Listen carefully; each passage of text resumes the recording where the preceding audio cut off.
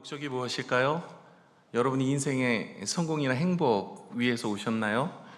맞습니다. 우리 인생에 또 성공도 주시고 행복도 주십니다. 그러나 예수님이 십자가에 달려 돌아가신 참 이유는 무엇일까요? 우리의 모든 죄를 대속하여 죽으시고 우리에게 영생을 주시기 때문에 십자가에 달려 돌아가셔서 그것을 믿음으로 우리가 예수 천국, 그렇지 않으면 불신 지옥으로 가는 것입니다. 모든 인생은 한 번은 죽게 되어 있어요. 그건 정한 일이에요. 그런데 성경에는 그것이 끝이 아니래요. 그 후에는 심판이 있을 것이래요. 이것 때문에 예수님이 오신 거예요. 이 땅에서 좀 잘 살 수도 있고요, 좀 못 살 수도 있어요. 좀 어렵게 살 수도 있고요, 좀 힘들게 살 수도 있고, 좀 쉽게 살 수도 있어요. 그런데 이 땅의 삶이 전부가 아니니까 문제인 거예요. 문제는 우리 죽음 이후에 우리가 지옥으로 갈 것인가 천국으로 갈 것인가, 이 두 갈래 길이 있는데 저와 여러분이 이 땅에서 예수 믿어야 됩니다. 그래야 천국 가실 줄로 믿습니다. 그래서 여러분 모두가 다 천국에 가셔서 함께 교제하고 나눴으면 참 좋겠습니다. 오늘 이야기가 예수 믿고 천국 가는 이야기입니다. 도대체 예수를 믿는다는 게 뭘까?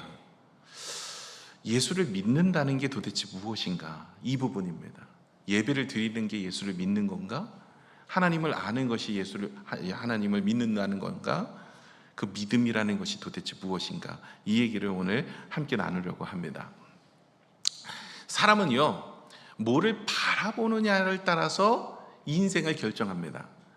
그러니까 학생들은 대학을 들어가야 되니까 좋은 대학을 바라봐요. 그러면서 열심히 공부를 합니다. 그래서 그 대학에 들어가기 위해서 최선을 다하죠. 직장인들은요, 뭐 승진이나 혹은 미래를 바라보면서 열심히 일을 합니다.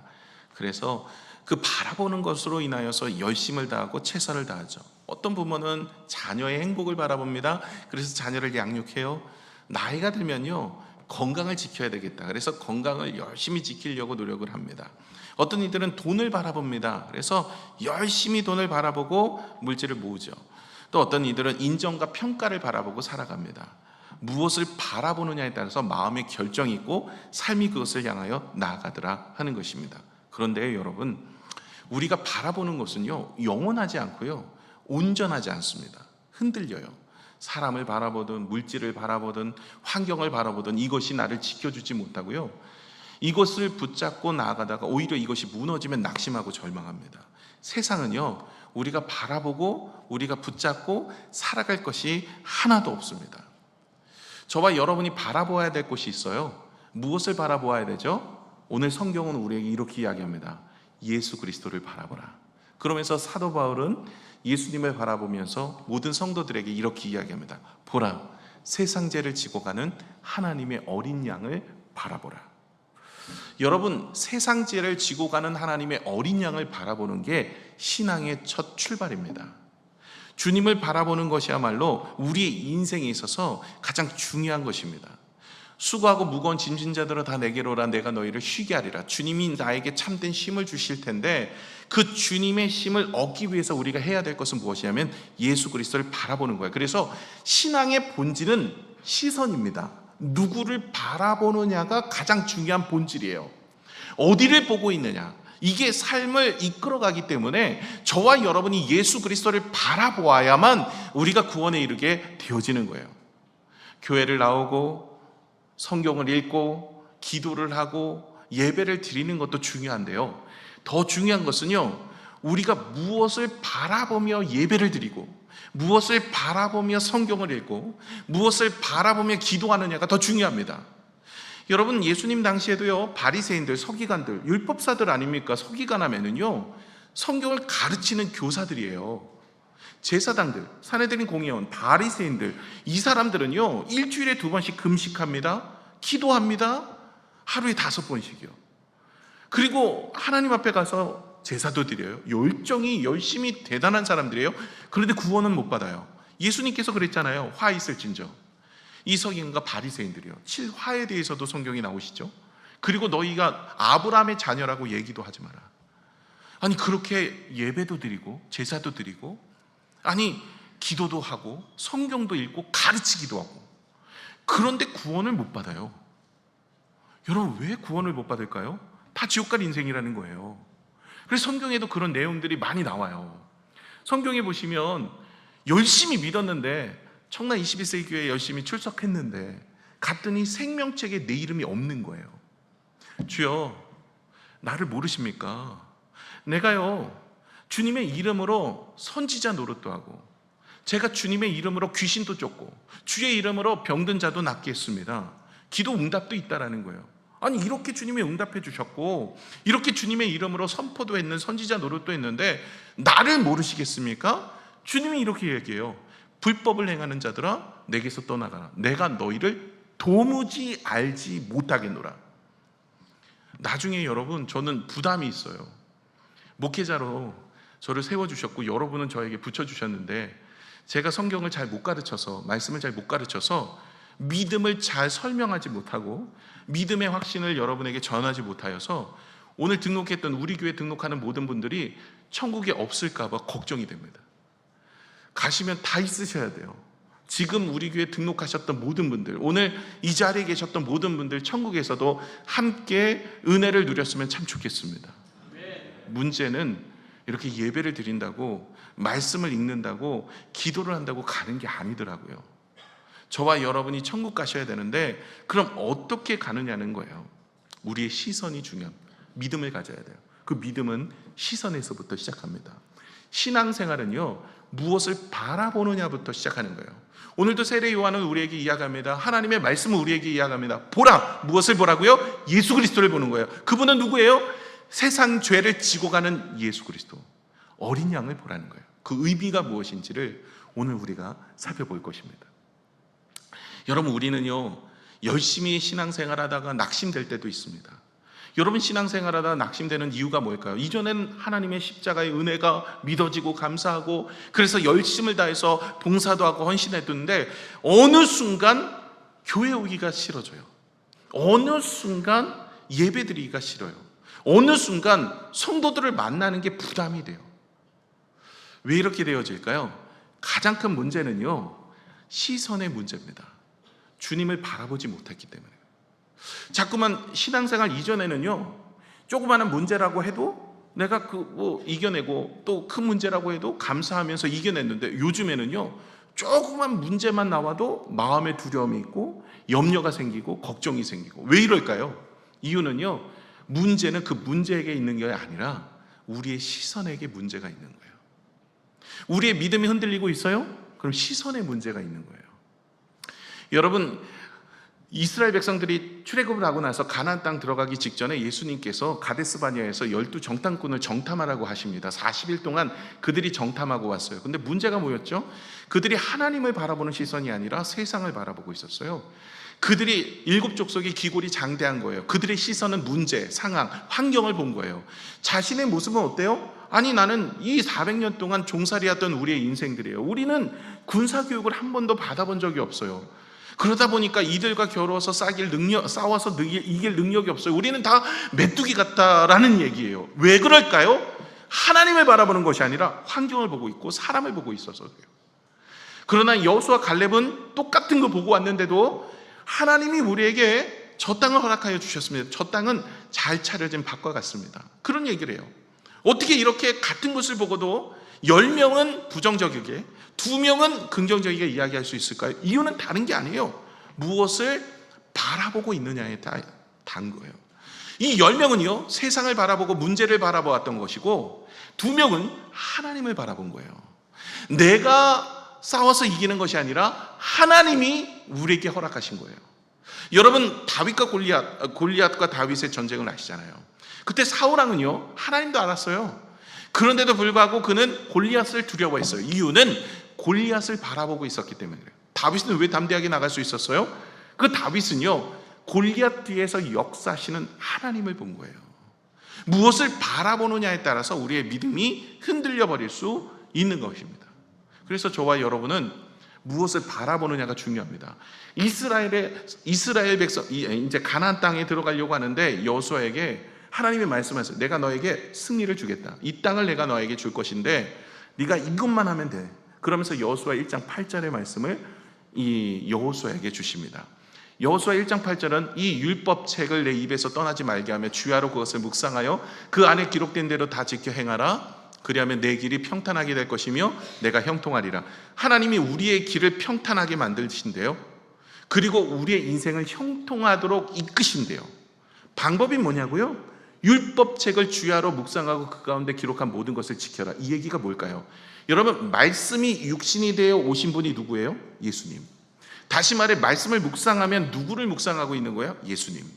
여러분, 성경에 보시면 구약과 신약으로 나눠져 있어요. 구약은요, 오래된 약속이란 뜻이고 신약은 새로운 약속이란 뜻이에요. 오래된 약속이 무슨 얘기예요? 예수 그리스도를 이 땅에 보내주신다는 약속이에요. 그게 오래된 약속이에요. 그래서 구약을 읽다 보면 오실 예수님을 바라보게 돼요. 신약을 읽으시면요, 새로 오신 예수님을 바라보게 되는 거예요. 그리고 다시 오실 예수님을 바라보는 마라나타 신앙을 갖게 되어져요. 그래서 여러분, 성경을 묵상하면 누구를 묵상하는 거예요? 예수님을 묵상하는 거예요. 그러면 율법책, 하나님의 말씀을 주야로 묵상한다는 것은 하나님의 말씀, 바로 예수 그리스도를 주야로 묵상하는 거예요. 예수님을 바라보는 거예요. 늘 시시때때로 주님을 바라보는 거예요. 우리가 밥을 먹든지 길을 걷든지 어떤 일을 하든지 어디에서 누구를 만나든지 늘 주님의 은혜를 바라보면서 하나님의 도우심을 구하면서 기도하면서 주님이 내 옆에 계시다는 것을 생각하면서 주님을 바라보고 살아가는 거예요. 그러면 하나님이 우리에게 약속을 해주셨어요. 너의 길을 내가 평탄하게 하겠다. 너를 형통하게 하겠다. 이건 하나님이 하시겠대요. 우리의 문제는요, 시선이었던 거예요. 우리가 세상을 바라보고 문제를 바라보고 상황을 바라보고 우리의 삶을 바라보니까 우리가 흔들려 버리는 거예요. 여러분, 이런 분들 가끔 계세요. 자신의 믿음이 요즘에 너무 이상하다는 거예요. 이유가 뭘까요? 시선의 문제였던 거예요. 문제가 커서가 아니에요. 문제가 작아서도 아니에요. 시선의 문제였던 거예요. 그래서 그 인생이 넘어지게 되어지는 거죠. 우리가 낙심하고 흔들리는 믿음을 가졌던 것은요, 시선의 문제였던 거예요. 저와 여러분이 오늘 말씀을 통하여서 주님을 바라보는 것이 신앙생활의 처음과 끝이다라는 것을 가지고 함께 은혜를 나누고자 합니다. 자, 29절을 같이 한번 읽을게요. 29절, 가장 중요한 말씀인데 한번 읽을게요. 시작. 이틀날 요한이 예수께서 자기에게 나오심을 보고 이르되 보라, 세상 죄를 지고 가는 하나님의 어린 양이로다. 여러분, 이 말씀이 잘 와 닿으세요? 예수님을 뭐라고 얘기하고 소개하고 있어요? 하나님의 어린 양, 세상 죄를 지고 가는 하나님의 어린 양. 어린 양 보셨어요? 여러분, 양 이게 와닿지가 않아요. 저도요, 나중에 커서 양을 봤어요. 뭐 양 하면은 뭐 TV에서나 봤지 제가 진짜 본 적이 없어요. 대관령 목장 가서 봤어요. 근데 기대가 깨졌어. 내가 생각하는 양은요, 몽실몽실 해가지고 아주 뽀해가지고 이쁜 줄 알았어요. 그렇지 않아요. 얘가 가까이 갔더니 더럽더라고요. 얘가 막 그 털에 뭐가 낑겨가지고 뭐 있고 만지고 싶은 생각이 1도 없어. 냄새도 심하고요. 애가 심각해요. 그리고 제가 알고 있었던 한 양은요, 지금도 잊혀지지가 않아요. 어떤 양이었냐면, 이렇게 난간이 있잖아요. 거기 가면 난간들이 있어요. 난간이 이렇게 세워져 있어요. 근데 이 양이 계속 풀을 먹으면서 가는데 이 난간 바깥에 풀을 먹고 싶었나 봐. 그래서 얘가 머리를 이 가운데로 밀어 넣어서 어떻게 넣는지 넣었어. 그래갖고 거기를 열심히 먹더라고요. 옆에서 봤어요. 근데 빼는데 안 빠지는 거야. 애가 이래요. 양이 상당히 심각하더라고요. 난리예요. 거기 왜 안 빠진다고. 예.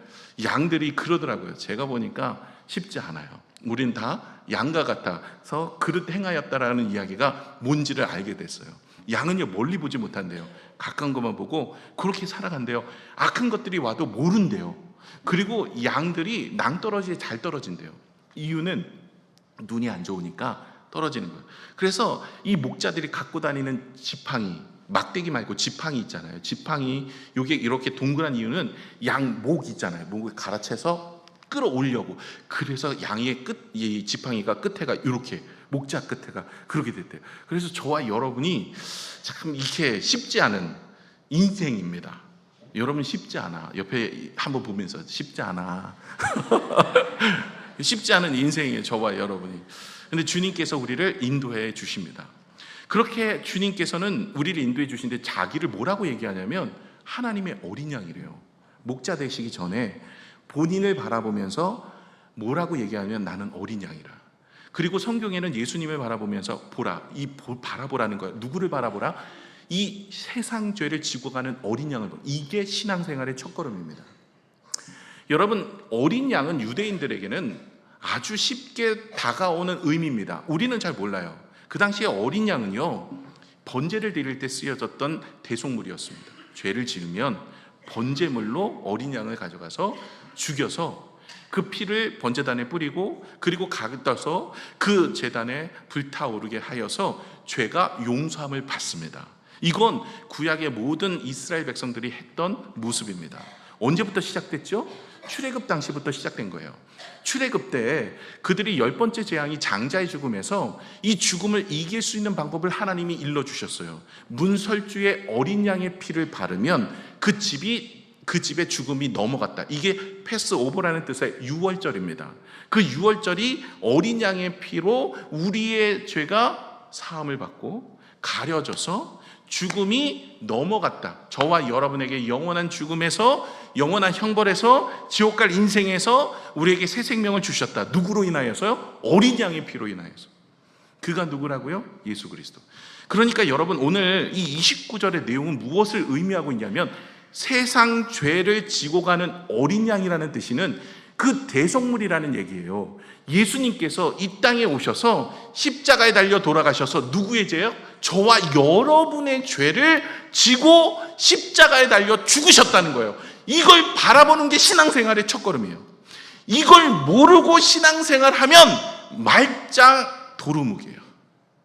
아무 소용이 없어요. 기도가 응답이 되고 귀신이 떠나가고 선지자 노릇하고 아무리 많은 일을 하고 교회 예배를 드리고 1000만 번 설교를 듣고 그리고 말씀을 읽어도 천국 못 갑니다. 예수 그리스도의 십자가의 구속의 은혜가 내 삶 속에 들어오지 않는 이상, 예수님이 나를 위해서 십자가에 달려 돌아가신 것에 대한 은혜의 감격이 없으면 종교생활이에요. 바리새인 서기관같이. 그 당시에, 예수님 당시에 그 사람들도 수없이 성경을 읽고 묵상하며 전하고 가르치고 그리고 기도도 하고 그리고 안식일을 지키고 얼마나 율법에 나오는 것 그렇게 열심히 했습니까? 613가지 율법에 걸린 그것들을 다 지키면서 행했던 사람들이에요. 그러나 주님께서 얘기하시잖아요. 이 독사의 자식들아, 누가 너희를 아브라함의 자녀라고 이야기하냐? 천국 못 간다는 얘기예요. 여러분, 오늘도 우리는 경각심을 가져야 돼요. 교회를 다니고 청라 21세기에 등록을 했다고 천국을 가는 게 아니라 우리가 무엇을 바라봐야 돼요? 세상 죄를 지고 가는 하나님의 어린 양을 보지 않고는 천국에 이를 수가 없는 거예요. 저와 여러분이 예수 그리스도의 십자가의 보혈의 은혜를 바라보며 그 십자가를 붙잡지 않으면 우리는 신앙생활을 하고 있는 게 아니라 종교생활을 하고 있는 거예요. 혹시 여기 계신 분들 중에서도 아직까지 나는 종교생활하고 있습니다, 하고 있는 분들 계십니까? 십자가의 구속의 은혜가 믿어지지 않습니다. 오늘부터 시작해서 늦지 않았어요. 여러분, 지금 안 늦었어. 살아있으니까 안 늦은 거야. 죽으면 늦은 거야. 근데 살아계시니까 오늘부터 시작하여서 십자가의 구속의 은혜를 믿어지게 하여 주옵소서. 근데 이게 믿어지는 게 무엇이냐면 바라보는 곳에서 시작합니다. 저와 여러분의 은혜가 어디서 시작됐어요? 예전에 그렇게 십자가의 구속의 은혜, 예수 그리스도의 십자가의 구속의 축복, 그것이 믿어지고 우리가 예수님을 영접하는 이유는 다른 게 아니에요. 내가 노력하고 힘써서가 된 게 아니에요. 우리가 주님을 바라보았을 때 주님께서 우리의 마음에 찾아오셔서 은혜를 주셨던 거예요. 그러면서 우리의 시선이 중요한 거예요. 우리의 시선이 이전에는 나에게 쏠려 있었어요. 세상에게 쏠려 있었어요. 그러나 저와 여러분이 기도하시면서 우리의 시선을 누구로 바꿔야 돼요? 예수 그리스도의 십자가의 은혜를 바라봐야 돼요. 세상 죄를 지고 가는 어린 양의 그 모습은요, 그것은 바로 십자가를 상징하고 있어요. 십자가를 바라볼 때 우리 인생이 회복되는 거예요. 십자가를 바라볼 때 그때부터 비로소 신앙생활이 시작이 되는 거예요.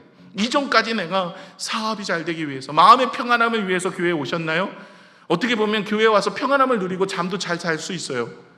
오시면 불면증 걸린 분도 잘 주무시더라고요. 아주 평안하게 자요. 저희 둘째 아들도 요즘 들어 지난 금요일 날인가요? 엊그제 아빠 설교 어땠어? 잤어요. 그러더라고요. 야, 그래 평안함이 있었구나. 내가 그러면서 맞췄는데 이 평안함이 있어요. 여러분, 교회 와서 평안함도 누릴 수도 있고요. 또 교회 와서 기도 응답도 받을 수도 있고요. 교회 와서 병이 나을 수도 있고요. 교회 와서 하나님의 은혜를 경험할 수도 있고요. 예수님 당시에도 10명의 문둥병자가 나을 수도 있었고요. 오병이어의 기적을 먹을 수도 있었고요. 수많은 병이 나을 수도 있었어요. 그 사람들 다 구원받았을까요? 아니에요. 응답을 받는 것과 구원을 받는 건 다른 문제예요. 저와 여러분이 다 천국에서 만났으면 좋겠습니다. 저도 두렵습니다. 천국 갔는데 죄가 없을까 봐. 가룟 유다 만나면 큰일 나요. 그건 지옥 가 있는 거예요. 여러분 기도하셔야 돼요. 가룟 유다 만나면 안 돼. 가룟 이름이 뭐예요? 물었을 때 가룟 유다. 그럼 지옥 간 거예요. 가룟 유다 만나면 안 돼. 천국 가셔야죠. 천국 가려면 어떻게 해야 됩니까? 누구를 바라보라고? 예수 그리스도. 그 예수님이 누구냐면 세상 죄를 지고 가는 어린 양, 대속물, 십자가라는 얘기예요. 십자가의 구속의 은혜가 믿어지게 하여 주옵소서. 그리고 주님 그 은혜를 바라보게 하여 주옵소서. 이게 신앙생활의 첫 출발인 줄로 믿습니다. 저와 여러분이 그 은혜 가운데 나아가는 믿음의 모습이에요. 그래서 신앙의 시작은요, 결단이 아니에요. 시선입니다. 누구를 보느냐부터 달라지는 거예요. 저와 여러분이 누구를 바라보는 것을 따라 달라진다고 제가 서론에서 말씀을 드렸죠. 그래서 주님을 바라보는 거. 오늘도 성경이 이야기하잖아요. 뭘 하라고 얘기하지 않아요. 너 기도 좀 더 열심히 해. 봉사도 좀 열심히 해. 너 성경 좀 더 열심히 읽어. 아니, 바라는 거예요. 십자가를. 오늘도 저와 여러분이 묵상해야 되고 주야로 예수 그리스도를 마음에 품고 바라보며 오늘도 생각하며 주님이 내 옆에 계시고 나에게 말씀하시고 성령께서 내 마음속에 역사하신다는 것을 알고 주님을 묵상하고 바라보는 인생이 되셔야 돼요. 그래서 기도해야 돼요. 그리고 바라보셔야 돼요. 예수님의 십자가를 바라보셔요. 그분이 우리를 구원으로 인도하여 주실 줄로 믿습니다. 내가 너 더 노력하라고 성경은 이야기하지 않아요. 근데 노력하는 것이 되어지는 게 아닙니다. 주님을 바라보는 것이 되는 거예요. 그것이 신앙생활의 첫 출발이다. 그러면서 저와 여러분에게 말씀하세요. 보라. 누구를 보라고요? 예수님을 보라. 그 예수님이 누구라고요? 세상 죄를 지고 가는 어린 양이라고, 대속물이라고요. 십자가의 구속의 은혜를 바라보라는 거예요. 그것이 바로 우리가 신앙생활의 첫 출발입니다. 이래야 구원에 이르는 거예요. 여러분, 아무나 노력해서 가는 게 아니에요. 돈으로도 못 가요. 명예로도 못 가요. 그죠? 성공으로도 안 돼요. 잘생겨도 안 돼요. 안 돼요. 여러분, 천국 가는 것은 오직 예수 그리스도입니다. 그분만이 하나님으로 갈 수 있는 길을 열어주셨어요. 그래서 여러분, 교회에 와서 누구를 바라보는 것입니까? 예수 그리스도를 바라보는 거예요. 자, 그러면 신앙생활에 첫 출발했어요. 그런데 우리가 신앙생활에 첫 출발을 하고 났는데도 불구하고 자꾸 이제 예수님을 바라보면서 은혜 가운데 출발했어요. 그런데 무너질 때가 있습니다. 이건요, 계속 바라보지 않았기 때문에 그래요. 오늘 이 32절에 33절을 한번 보겠습니다. 32절 시작. 요한이 또 증언하여 이르되 내가 봄에 성령이 비둘기같이 하늘로부터 내려와서 그 위에 머물렀더라. 나도 그를 알지 못하였으나 나를 보내신 물로 세례를 베풀라 하신 그이가 나에게 말씀하시되 성령이 내려서 누구 위에든지 머무는 것을 보거든 그가 곧 성령으로 세례를 베푸는 이인 줄 알라 하셨기에. 아멘. 예수 그리스도를 바라보는데 성령이 임하게 되는, 머물게 되어지는 것을 바라보라라고 이야기하는데, 세례 요한이 보니까 성령이 비둘기같이 예수 그리스도에게 머물게 되어지는 것을 보게 됩니다. 이 머물다라는 단어는 잠시 있다 떠난다라는 단어가 아니라 계속 함께하다라는 단어예요. 구약에도요, 하나님의 영이 특정 사람에게 있다가 잠시 있다가 떠나는 경우가 있습니다. 그런데 계속 머물러 있는 경우는 없었어요. 그런데 이제 예수님에게는 성령이 머물러 있어요. 이제는 예수 믿는 모든 사람들에게는 성령이 우리 안에 계십니다. 저와 여러분 안에 누가 계세요? 내 남편, 내 아내 말고 성령도 계십니다.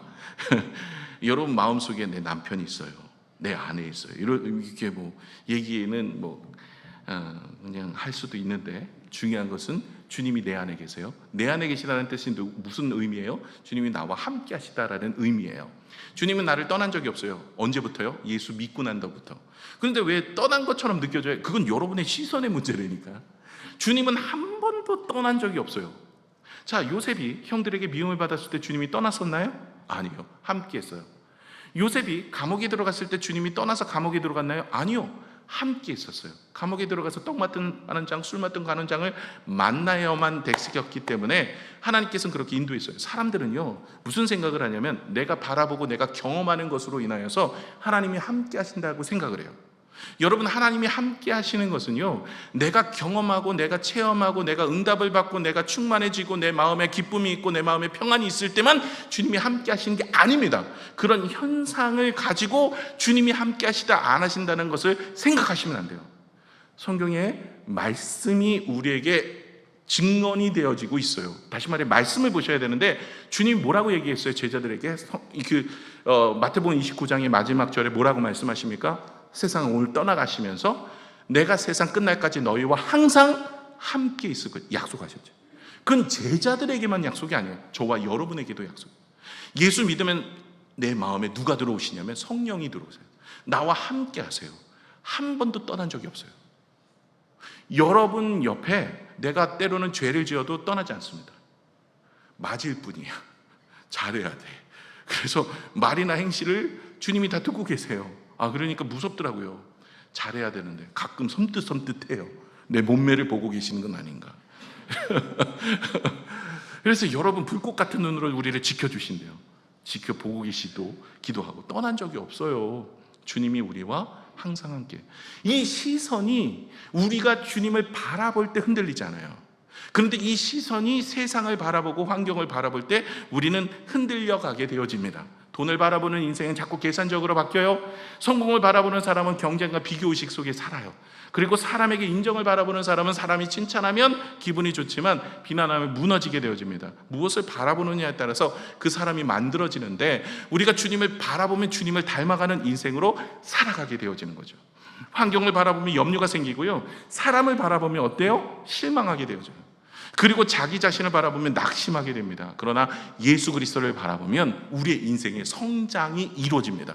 주님을 닮아가게 돼요. 그래서 저와 여러분이 신앙생활에 흔들려버리는 이유는 왜 그러냐? 우리의 시선의 문제인 거예요. 시작은 했어.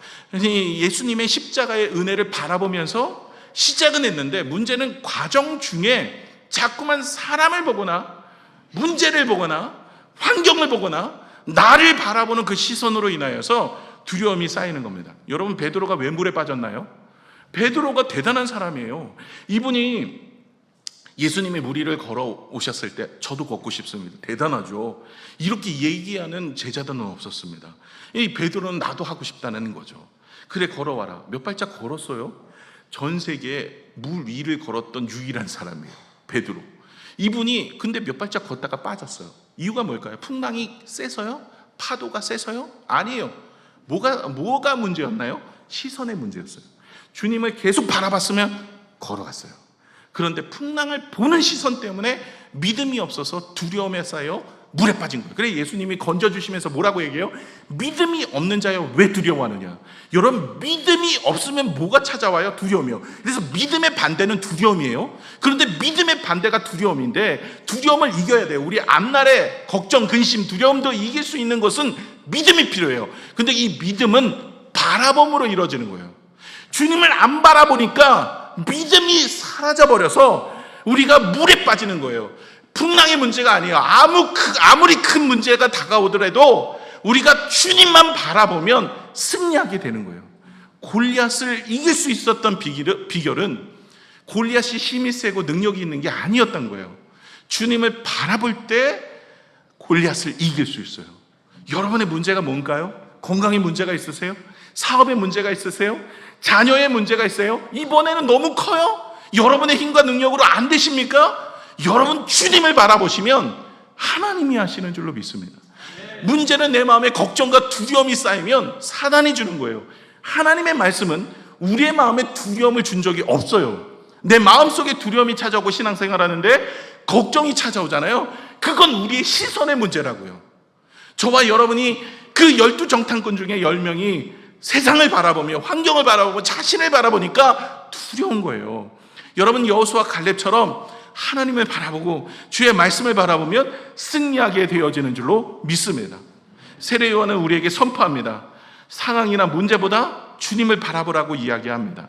상황을 바라보기 전에 주님을 보고요, 염려하기보다는 주님을 바라보고 내 생각보다는 주님을 바라보며 매일매일 매 순간마다 우리가 주님을 바라보며 떠나가는 게 있어요. 두려움과 염려입니다. 여러분, 두려움과 염려로 하나님께 기도하는 인생은요, 그건요 이방인들이 하는 거래요. 우리가 주님 앞에 기도하고 간구할 때는요, 두려움과 염려로 하는 게 아닙니다. 저와 여러분이 문제를 바라보고 기도하는 게 아니라 주님을 바라보고 기도하는 거예요.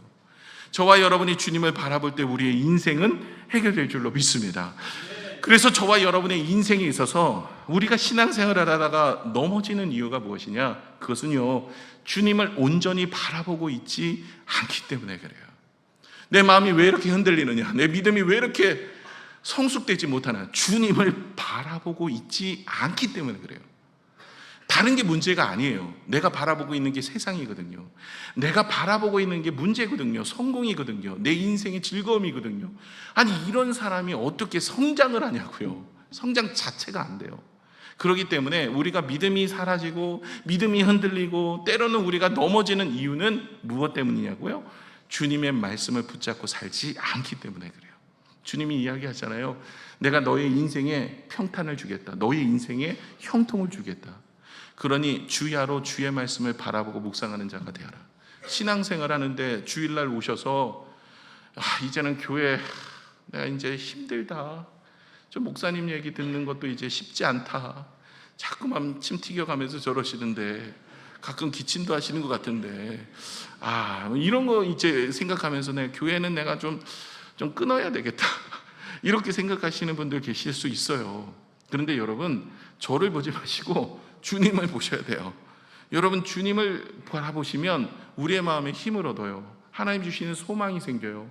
절망 속에 기쁨이 있어요. 그런데 자꾸만 사람 보게 되어지고 환경 보게 되어지면 신앙생활하다 넘어지는 거예요. 내 인생이 왜 이러지? 내 나이가 어때서? 내 인생은 왜 이렇게 되어지는 거야? 나는 왜 이런 삶이지? 내가 하는 거는 왜 이렇게 안 풀리까? 자꾸 문제를 보고 있어요. 여러분, 주님을 바라보셔야 돼요. 그럼 하나님의 일하심이 보이기 시작합니다. 주님이 우리에게 약속하셨잖아요. 떠난 적이 없다고. 떠나신 적이 없으세요. 그런 주님을 바라보셔야지. 자꾸만 우리가 믿음이 흔들리는 이유가 시선의 문제인데 이걸 모르니까 다른 곳에서 자꾸 찾는 거야. 내가 진짜 예수님 당시에 태어났으면 믿음이 좋았을 텐데. 그분은요, 예수님 당시에 태어났어도 쉽지 않았어요. 예수님 설교가 엄청 길었어. 여러분, 예수님이 한 번 설교하는데 3장을 설교해. 팔복 아시죠? 여러분 아시잖아. 심령이 가난한 자는 복이 있나니 천국이 저희. 이게 마태복음 5장이에요. 5장, 6장, 7장 한 방에 했어. 여러분, 쉽지 않아. 그때 신앙생활 하는 거 쉬운지. 예수님 설교 들으시면 주무실 수도 있어. 바울 때도 쉽지 않아서, 바울도 그 설교하다가 떨어져 죽었죠. 떨어져 죽었잖아요. 저는 적어도 떨어져 죽기까지 설교하진 않아요. 지금 그래도 한 45분, 40분 이렇게 하면 맞아요. 여러분, 행복할 때 신앙생활 하는 거. 그래도 제가 낫다고 생각할 거예요. 그 당시에 있다면. 이 사람 저 사람 찾아나 이 교회 저기에 대한, 그래도 시선의 문제를 바꾸지 않는 이상 안 돼요. 여러분, 하나님을 바라보시는 시선에 문제가 있음을 기억하시고 우리가 오늘도 주님 바라보셔요. 저도 이 말씀 묵상하면서 내가 시선의 문제였었구나. 자꾸 앞날이 걱정이 되는 거예요. 내 인생이 걱정이 되는 거예요. 우리 자녀가 걱정이 되고, 저희 부모님도 연세가 있으시니까 이게 돌아가시면 어떡해? 이게 걱정이 되는 거예요. 그러니까 자꾸만 문제를 보고 죽음을 보고 육신의 질병을 보고, 요즘엔 진짜 옛날 같지가 않아요. 이게 감각이 떨어지고요.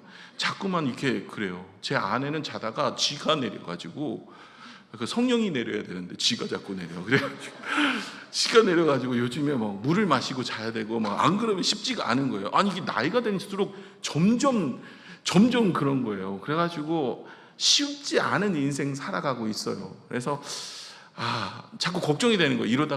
이러다가 이제 천국 가는 거 아닌가. 물론 천국을 뭐 가면 좋지만 남아있는 아이들도 있잖아요. 또 여러분들도 있고 더 보고 싶잖아요. 그죠?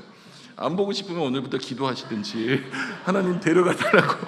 그런데 해야 될 일들도 많고 막 건강에 대한 걱정이 요즘 들어 많이 있어요. 제가 걱정은 많은데 운동은 또 안 해요.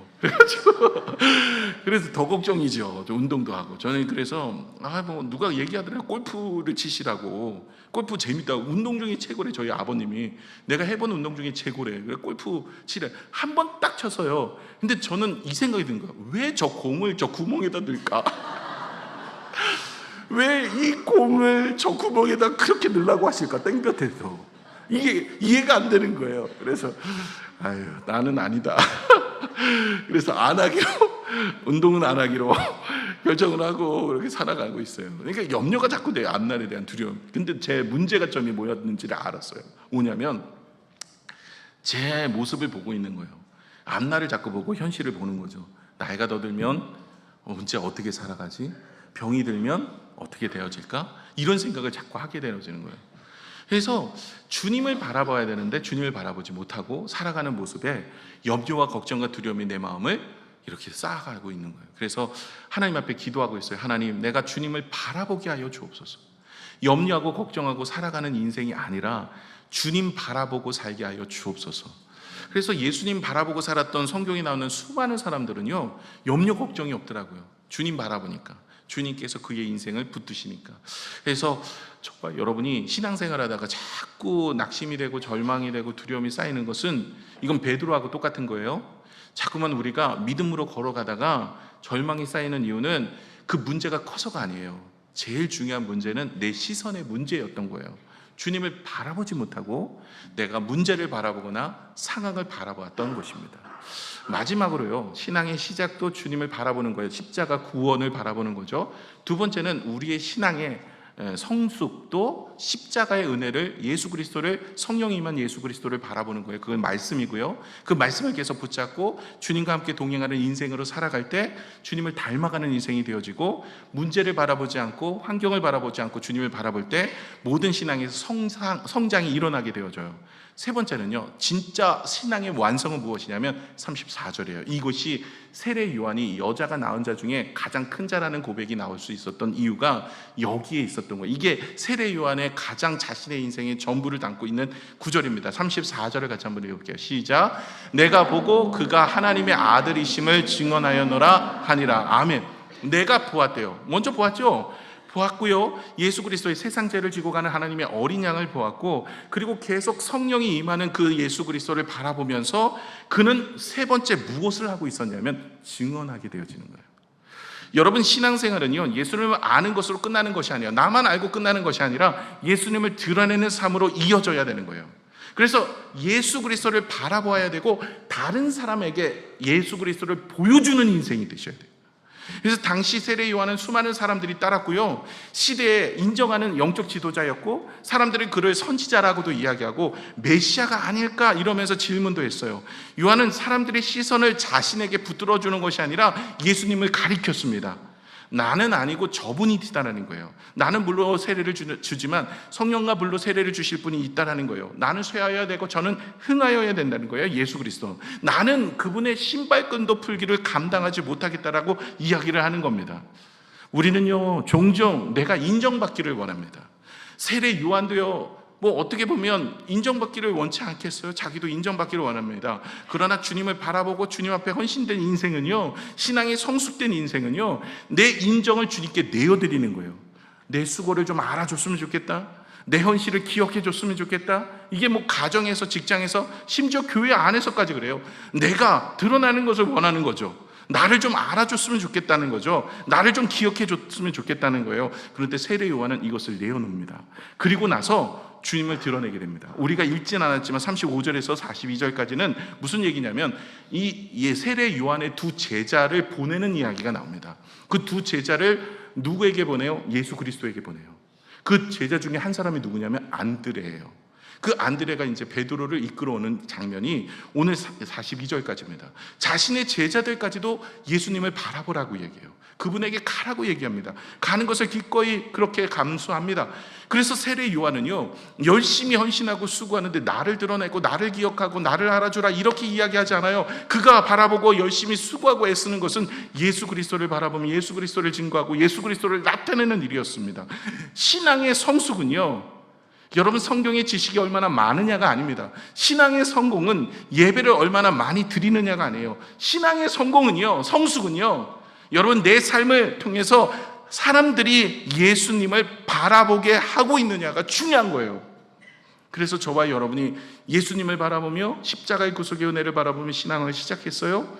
그리고 계속해서 예수님을 바라보면서 성장을 하고 예수님을 닮아가는 삶을 살아요. 그리고 우리의 삶을 통해서 예수님을 증거하고 다른 사람들이 우리의 삶을 통해 예수님이 나타나야 되는 거죠. 어떤 성도가 말없이 섬기는데 그 사람 곁에 있으면 예수님의 향기가 난다고 이야기합니다. 어떤 부모님은 자녀들에게 많은 말을 하지 않지만 평생 기도하는 모습을 통해서 예수님을 가르치십니다. 어떤 어르신들은 병상에 누워 있으면서도 원망보다는 감사의 말을 하면서 살아계신 하나님을 증거하게 되어집니다. 예수님을 바라보는 사람이 나중에 성장하게 되어지고 신앙에 있어서 아름다운 믿음의 모습은 모든 사람들에게 예수님을 증거하는 인생으로 살아가는 것이죠. 예수님을 바라보는 사람은 그와 같은 사람입니다. 내가 보았다, 내가 그를 증거한다라고 오늘 성경은 이야기하고 있는 것입니다. 신앙의 시작은 예수님을 바라보는 것으로 시작하는 거예요. 어떤 예수님이요? 세상 죄를 지고 가는 하나님의 어린 양 대속물, 바로 십자가입니다. 그래서 신앙의 시작은 예수님이 나의 모든 죄를 대속하여 십자가에 달려 돌아가셨다는 것을 믿음으로 시작하는 거예요. 그래서 많은 분들이 믿음을 이런 생각해요. 하나님이 계시는 거 나 아나, 예수님이 계시는 거 나 알아. 여러분 가끔 보면 교회도 안 나오면서 세상 밖에서 하나님이 계시는 것도 알고 예수님이 계시는 것도 알고 천국 가는 방법도 알기 때문에 천국 간다고 생각하는 사람들이 있어요. 주변에 있어요. 근데 여러분 이건요, 믿음이 아닙니다.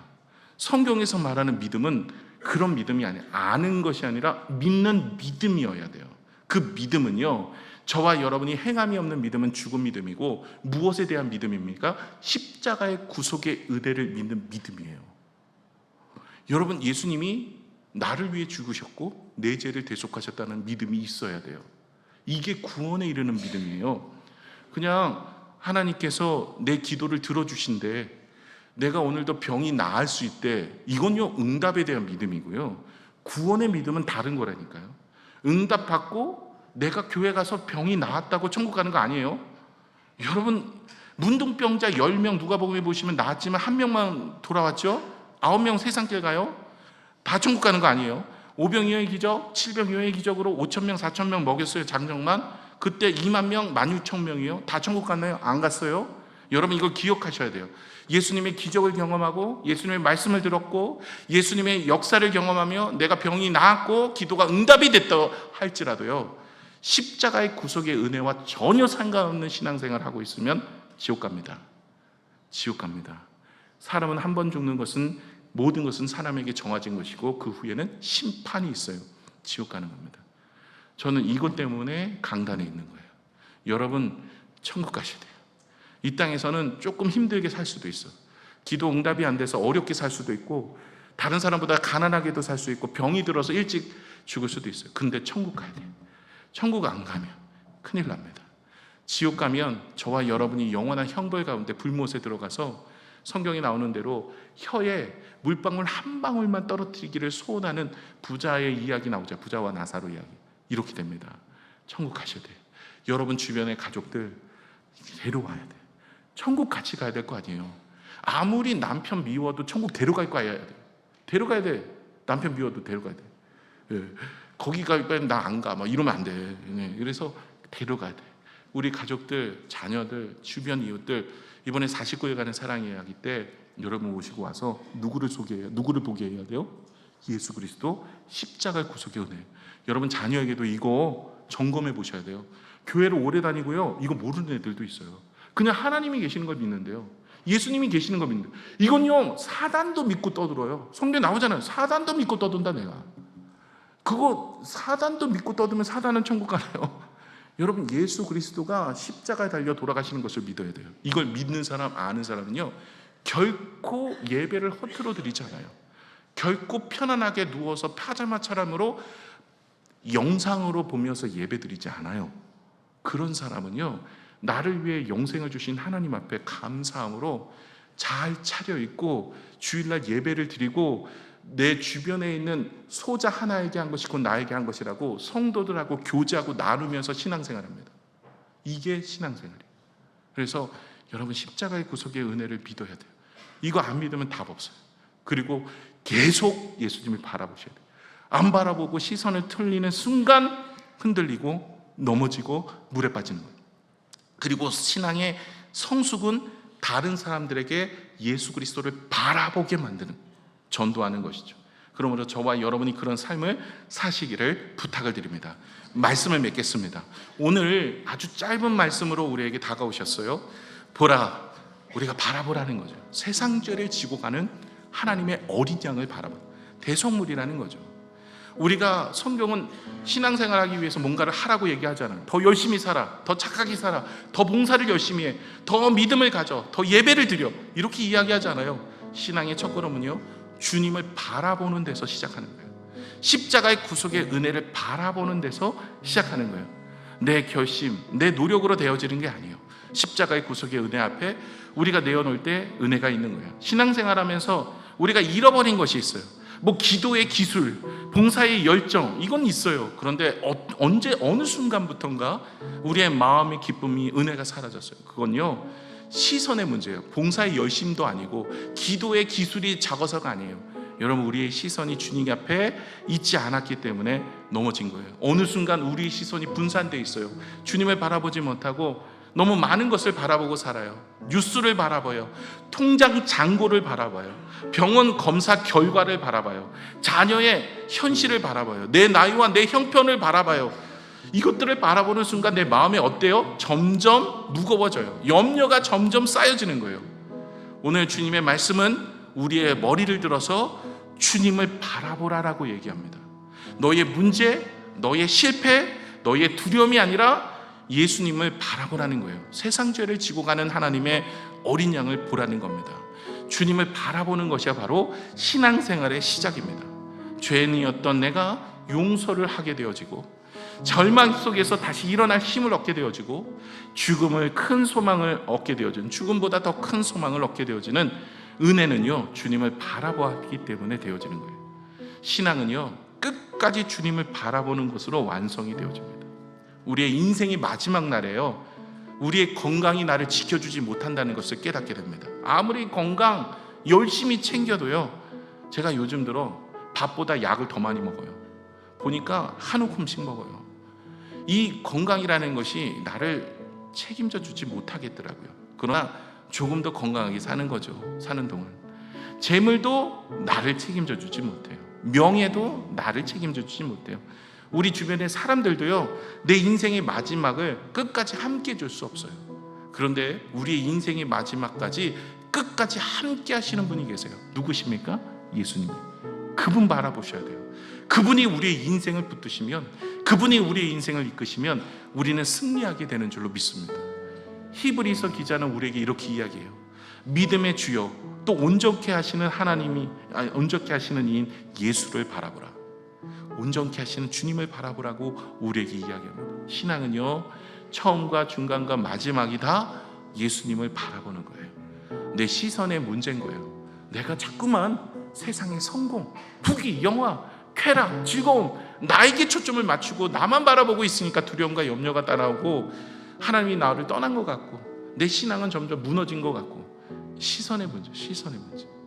여러분, 우리가 오늘도 주님을 바라보면 이 한 주간은 우리가 세상을 바라보지 않고 상황을 바라보지 않고 주님을 바라볼 수 있는 믿음의 모습이 되어지기를 소망합니다. 함께 기도하겠습니다.